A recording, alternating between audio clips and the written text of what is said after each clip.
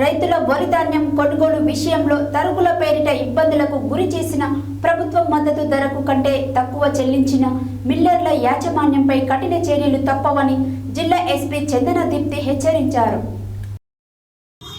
శుక్రవారం విడుదల చేసిన పత్రికా ప్రకటనలో జిల్లా ఎస్పీ చందన దీప్తి మాట్లాడుతూ రైతులు పండించిన వరి ధాన్యం కొనుగోలు విషయంలో ఐకేపీ మరియు సొసైటీ కేంద్రాల ద్వారా కొనుగోలు చేయాలని, రైస్ మిల్లర్లు ప్రభుత్వ మద్దతు ధరకు ధాన్యం కొనుగోలు తప్పక చేయాలన్నారు.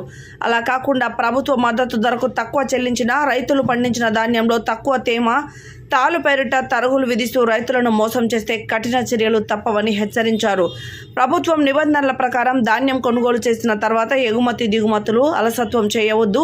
వేసవి నేపథ్యంలో అవసరమైతే ఎక్కువ మంది హమాలీలను ఏర్పాటు చేసుకోవాలి.